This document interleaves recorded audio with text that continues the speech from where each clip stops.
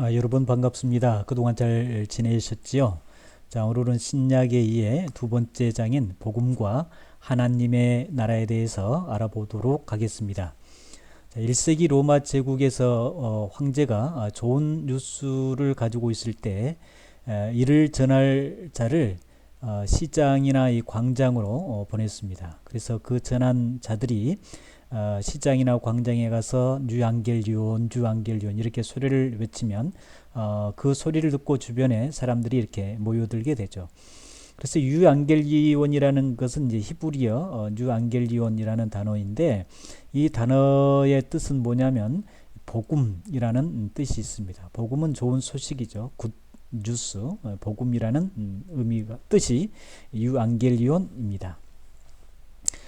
복음서 이전에 어떤 책도 유앙겔리온이라는 말을 제목으로 붙여 사용하지는 않았습니다.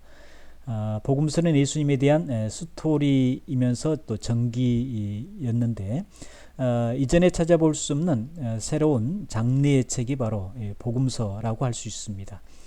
인류 구원을 위해서 하나님께서 보내주신 하나님의 아들이 여기 있으니 와서 들으라 라는 것입니다. 그래서 이 초대 교회는 네 권의 책은 복음서를 말하는데, 마태복음, 마가복음, 누가복음, 요한복음을 얘기합니다. 이것을 인정하면서 에스겔서 4장, 에스겔서 1장 10절에 있는 말씀에 보면 네 생물이 나옵니다. 네 생물과 연관을 지어줬습니다. 그래서 에스겔서 1장 10절의 내용을 보면 네 생물이 나오는데, 첫째는 이제 사람의 얼굴, 두 번째는 이제 사자의 얼굴, 세 번째 소의 얼굴, 또 마지막 독수리의 얼굴, 이렇게 나옵니다. 이 네 생물들의 얼굴을 사복음서와 이렇게 연관 지어 준 것입니다. 그래서 마태복음은 예수님의 인격적인 면을 반영하고 있는데, 예수님의 인격적인 면 때문에 결국 첫 번째 사람의 얼굴로 묘사해 주고 있습니다. 자, 마태복음의 구조를 살펴보면 마태복음은 예수님의 가르침에 매우 조직적으로 배열이 되어 있다라는 것이 이 구조적인 특징입니다. 그래서 크게 셋으로 나눠보면 예수님의 탄생 이야기, 두 번째 예수님의 그 가르침, 또 세 번째는 예수님의 죽음과 부활로 이렇게 나눠줄 수 있고, 그 다음에 이제 마지막 마태복음 28장과 8장에서 의 16절에서 20절의 내용은 마태복음의 이제 결론적인 말씀입니다. 그래서 이 가르침은 모세 오경처럼 5부분으로 되어 있는데 각자 정확한 명확한 주제를 가지고 있다. 그래서 그 주제의 내용은 뭔가, 첫째 주제는 윤리적인 가르침인 이제 산산수훈입니다. 산산수훈은 산에서 예수님께서 복음의 말씀을 전해 주었다라는 전해 주었기 때문에 그것을 이제 산산수훈이라고 이렇게 말씀하고 있고, 그 다음에 두 번째는 이제 10장인데, 10장은 예수님의 12제자들을 이제 파송하고 그들이 전할 메시지의 내용입니다. 그 다음에 이제 세 번째는 이제 13장인데, 13장은 이제 비유로 가르쳐 주고 있습니다. 무엇을 가르쳐 주고 있냐면, 비유의 핵심은 이제 천국입니다. 천국에 대해서 이제 비유로 말씀해 주고 있고, 그 다음에 이제 18장입니다. 18장은 그리스도인들의 행위에 대해서 말씀하고 있고, 그 다음에 이제 24장에서 25장은 종말과 또 심판에 대해서 말씀해 주고 있습니다. 이렇게 교육하기에 유익하도록 구성되어 있기 때문에 마태복음을 무엇이라고 말씀하고 있냐면 교사의 복음서로 이렇게 불리어지고 있습니다. 여러분들이 가지고 있는 교재 41쪽에 보면 마태에 대한 중심 인물에 대해서 기록되어 있습니다. 그 부분을 살펴보시면 마태가 누구인가를 좀 알 수 있는, 이해할 수 있는 기회가 되지 않을까 싶습니다. 자, 본문에 나타난 그리스도, 예수님은 율법과 선지자의 예언된 메시아이고 이스라엘이 그토록 기다렸던 왕이기도 합니다. 그래서 하나님의 계획에 따라서 이 땅에 오신 메시아는 하나님의 나라가 도래한 것이다. 즉 예수님이 이 땅에 오심으로 하나님의 나라가 도래했다라는 말씀입니다.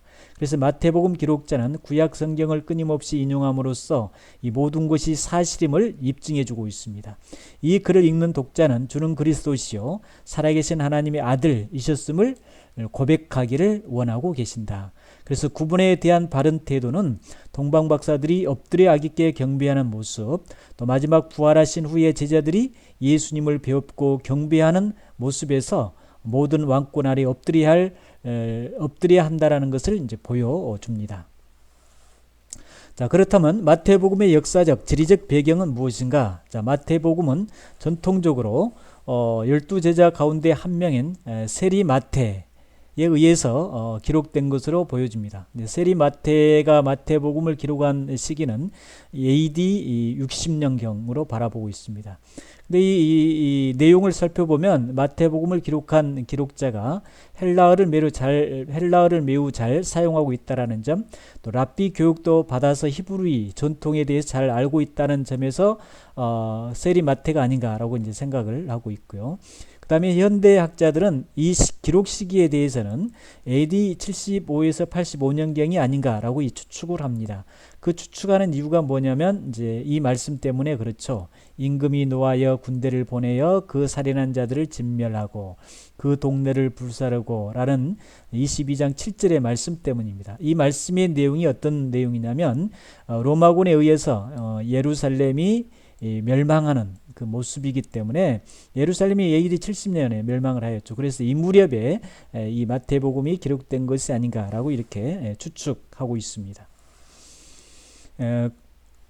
그렇다면 그 다음에 예수님이 갈릴리 사역을 하셨는데 갈릴리 주변에서 말씀을 많이 전파하셨는데 갈릴리 주변의 그 사역지를 5곳으로 요약하면 다음과 같습니다. 첫 번째는 이제 가버나움입니다. 가버나움은 예수님이 공생의 사역을 시작한 곳이나 또 소돔보다 더 악하고 꾸중하신 곳이기도 합니다. 또 고라시는 예수님이 가장 권능을 많이 행하셨지만 회개치 않아서 책망받는 곳이기도 합니다. 그 다음에 벳세다는 오병이어로 5,000명을 먹이신 곳이지만 또 고라신과 같이 책망을 받는 곳이기도 합니다. 갈릴리 호수는 바람과 바다를 잔잔케 하시며 물 위로 걸으신 호수이기도 합니다. 갈릴리 호수는 또 갈릴리 바다라고 하죠. 그 다음에 가다라라는 곳인데 두 사람에게 들어간 귀신들을 어디에? 그렇습니다. 돼지떼에 들어가게 하신 곳이 바로 이곳이라는 말씀입니다. 그렇다면 이 마태복음의 핵심 주제와 메시지는 뭔가? 첫 번째는 이제 가르침. 무슨 가르침이냐면 천국 복음, 천국에 대한 말씀을 가르치십니다. 성경의 다양한 견해들과 사건들 속에서 연속적인 흐름을 식별하여 통일성을 발견할 수 있는가? 예수님의 가르침을 하나의 종합적인 개념체계 위에 세운 것이 가능할까? 20세기 신학자들은 한 맥락 안에서 조망할 수 있다고 보았기에 그의 모든 가르침과 사역을 하나님의 나라의 표현으로 이해를 하고 있습니다. 이에 대한 지지는 예수님의 메시지를 요약한 구절들에서 찾아볼 수가 있고, 그래서 그 구절의 말씀이 9장 35절에 있는 말씀입니다. 예수님께서 모든 도시와 마을에 두루 다니사 그들의 회당에서 가르치시며 천국 복음을 전파하시며 모든 병과 모든 약한 것을 고치시니라. 예수님께서 하시는 사역이 뭔가? 첫째는 가르치시는 사역을 하셨더라. 가르쳤더라. 그 다음에 이제 두 번째는 이제 그 천국 복음을 전파했더라. 전파하신 사역. 그 다음에 이제 세 번째는 묶어서 모든 병든 자와 약한 자들을 고치셨더라. 예수님이 3년 동안 이 3년을 공생애라고 얘기하죠. 3년 동안 사역하시며 사신 일이 이제 핵심적으로 이 세 가지라고 요약을 할 수 있습니다. 그래서 주님의 가르침은 천국 복음 또는 천국 말씀으로 요약되기에 모든 가르침에 지배하는 주제 개념이 되었다고 봅니다. 자, 그렇다면 예수님은 하나님 나라를 어떻게 이해하고 가르치셨는가라는 겁니다. 주님은 예수님을 얘기합니다. 예수님은 그에 대한 사전적 정의를 내리지 않으셨고 그것을 매우 상식적인 개념이라 아무 설명 없이도 서로 이해하고 있었음을 시사한다. 당시 유대인들은 지식에서 그치지 않고 하나님의 영광스러운 통치가 실현되는 새로운 나라가 자신들의 땅에 임하기를 간절히 바라면서 이제 기도를 하고 있었습니다. 그래서 그 나라는 다윗의 가뭄에서 태어날 메시아의 강림으로 실현될 것으로 믿었다라는 말씀입니다. 그래서 그 나라는 도대체 뭔가 이사야 11장 10절에 보면 이새의 뿌리에서 한 싹이 나서 이렇게 얘기합니다. 한 싹이 나서 그 다음에 이제 에레미야 23장 5절에 보면 다윗에게 한 의가 의로운 가지를 일으키리라. 그래서 한 의로운 가지. 그 다음에 에레미야 33장 15절에 보면 다윗에게서 한 공의로운 가지가 나게 하시리니 그랬습니다. 공의로운 가지. 그럼 이렇게 한 싹, 한 의, 공의로운 가지 무엇을 다 얘기하느냐? 그렇죠. 예수 그리스도를 얘기해 주고 있습니다. 그들은 모세에게 주어진 예언, 나와 같이 예언한 자를 일으키시리니 너희는 그의 말을 들을지니라 이렇게 말씀을 하고 있는데 여기서 이 말씀의 핵심은 구원자를 얘기해 주고 있죠. 그래서 유대인들은 메시아가 이방인들의 불신앙을 질책하시고 불의한 자들을 징벌하시고 또 죄인들을 심판하실 것으로 믿었습니다. 그래서 그들이 옛부터 계신 분에게서 받은 권세와 영광과 나라는 모든 나라를 다스리는 최강의 정치적 군사적 힘을 지닌 나라, 또 멸망하지 않고 영원한 지상 왕국이 이루어질 것을 그들이 믿었다라는 말씀입니다. 그래서 로마 통치 아래 식민지 생활하고 있던 그 유대인들이 굉장한 빈곤과 또 억압 또 심각한 경제적 그 양극화에 맞물리면서 하나님의 나라는 자신들의 희망과 이상을 투사한 모습으로 설정되었습니다. 남아있는 문제는 언제 하나님이 그의 약속을 실현할 것인가 였습니다. 이런 기대감으로 충만한 사이에서 예수님이 전하신 천국 복음은 유대인들의 상상력과 믿음에 불을 질렀습니다. 그러나 주님의 견해는 당시 유대인들이 가진 이해와는 판이하게 달랐던 것이죠. 우리는 마태복음에서 예수님이 하나님의 나라에 대해 자주 수정 제안을 하시며 새로운 통찰을 제공하시는 장면을 만나게 됩니다. 그래서 이를 위해서 여러 가지 비유를 들어서 천국을 설명하고 있습니다. 유대인들에게서의 천국은 하나님의 대리자인 메시아의 강림으로 인하여 한순간에 모든 역사가 끝나고 새로 시작되는 자신들만의 나라로 이렇게 생각을 하고 있었습니다.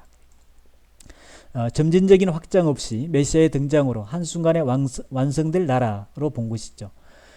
주님은 말씀하시기를 천국이 가까웠느니라 라고 하심으로써 그 나라가 이미 시작되었음을 말씀해 주었습니다. 천국은 주님이 출현과 동시에 시작이 된 것입니다. 그래서 구약학자 그레엄 골드워디는 복음과 하나님의 나라를 통해 하나님의 나라를 하나님의 초소에서 구분의 다스림을 받는 하나님의 백성이라고 정의했을 때에 그것은 예수 그리스도를 가리킨다라고 말하고 있습니다. 자, 주님은 하나님의 진정한 첫 백성이고 왕이신 하나님의 진정한 초소이시며 하나님의 진정한 다스림을 완벽히 나타내신 분이다. 누가? 바로 이 주님은 예수 그리스도죠. 예수님이 그렇다라는 말씀입니다. 더군다나 주님은 이로 인해서 그의 나라가 어떻게 겨자씨 한 알같이 미미하게 시작했으나 나중에는 새들이 깃들어서 거대한 고목으로 성장하게 됨을 말씀하고 계시죠. 더군다나 이 천국은 이스라엘의 한 지역에 머무르는 것이 아니라 어떻게 그렇습니다. 인류 전체까지 미치게 되더라. 그래서 이것은 당시 유대교의 내용과 전혀 다르게 전개되고 있음을 보여주고 있습니다. 천국에 대한 이런 견해를 바탕으로 예수님은 그의 나라를 위한 자신의 역할이 무엇인지를 아셨다라는 거죠. 그래서 하나님의 나라를 도래케 하시고 통치하시는 대리자로서 천국 복음을 전파하시고 그의 백성을 모집하시며 통치의 영역을 확대해 나가셨다. 그렇게 활동하시다가 메시아에게 주어진 고난과 죽음을 겪게 됩니다. 그래서 이것은 이미 시편 22편, 55편, 69편, 88편 또 이사야 53장에 예언된 말씀이고 예언된 대로 예수님은 그 길을 걸어갈 수밖에 없음을 보여주고 있습니다. 탄생 전에 정해진 이름에서도 이미 그 길이 정해져 있음을 알 수가 있죠. 그래서 이미 예수라는 이름이 탄생 전에 예언되어 있는데 그 예수의 이름의 뜻이 뭐냐면 아들을 낳으리니 이름을 예수라 하라. 이는 예수의 이름의 뜻이 뭐냐면 이는 그가 자기 백성을 그의 죄에서 구원할 자심이니라 라고 말씀하고 있습니다. 시간이 되었기 때문에 여기까지 하고 마치고요. 미진한 부분은 대면 교육을 통해서 진행하도록 하겠습니다. 수고하셨고요. 감사합니다.